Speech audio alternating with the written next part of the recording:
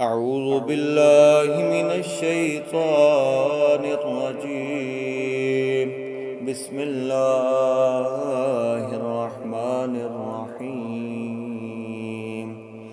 هل أتى على الإنسان حين من الدهر لم يكن شيئا مذكورا إنا خلقنا الإنسان من نطفة أمشاج نبتليه فجعلناه سميعا بصيرا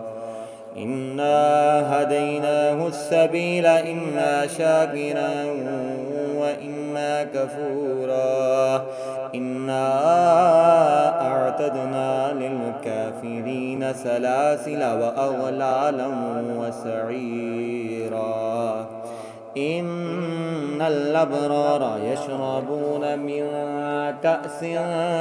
كان مزاجها كافورا عينا يشرب بها عباد الله يفجرونها تفجيرا يوفون بالنذر ويخافون يوما كان شره مستطيرا ويطعمون الطعام على حبه مسكينا ويتيما واسيرا إنما نطعمكم لوجه الله لا نريد منكم جزاء ولا شكورا إنا نخاف من ربنا يوما عبوسا قمطريرا فوقاهم الله شر ذلك اليوم ولقاهم نضرة وسرورا وجزاهم بما صبروا جنة وحريرا متكئين فيها على الأرائك لا يرون فيها شمسا ولا زمهريرا ودانية عليهم ظلالها وذللت قطوفها تذليلا ويطاف عليهم بآنية من فضة وأكواب كانت قوارير من فضة قدروها تقديرا ويسقون فيها كأسا كان مزاجها زنجبيلا عينا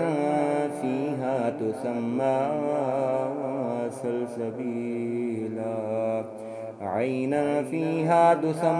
سلسبيلا ويطوف عليهم ولدان مخلدون إذا رأيتهم حسبتهم لؤلؤا منثورا وإذا رأيت ثم رأيت نعيما وملكا كبيرا عاليهم ثياب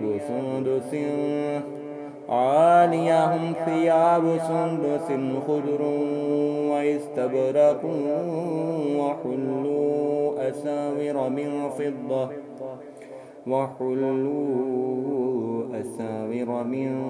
فضة وسقاهم ربهم شرابا طهورا عاليهم ثياب سندس خضر واستبرق وحلوا أساور من فضة وسقاهم ربهم شرابا طهورا إن هذا كان لكم جزاء وكان سعيكم مشكورا إنا نحن نزلنا عليك القرآن تنزيلا فاصبر لحكم ربك ولا تطع منهم آثما أو كفورا واذكر اسم ربك بكرة وأصيلا ومن الليل فاسجد له وسبحه ليلا طويلا إن هؤلاء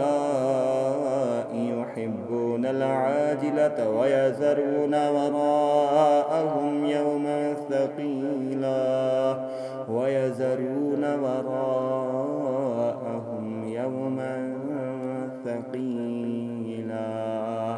نحن خلقناهم وشددنا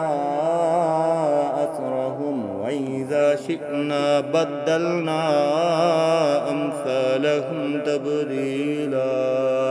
إن هذه تذكرة فمن شاء اتخذ إلى ربه سبيلا وما تشاءون إلا أن يشاء الله إن الله كان عليما حكيما يدخل من يشاء في رحمته والظالمين أعد لهم عذابا أليما.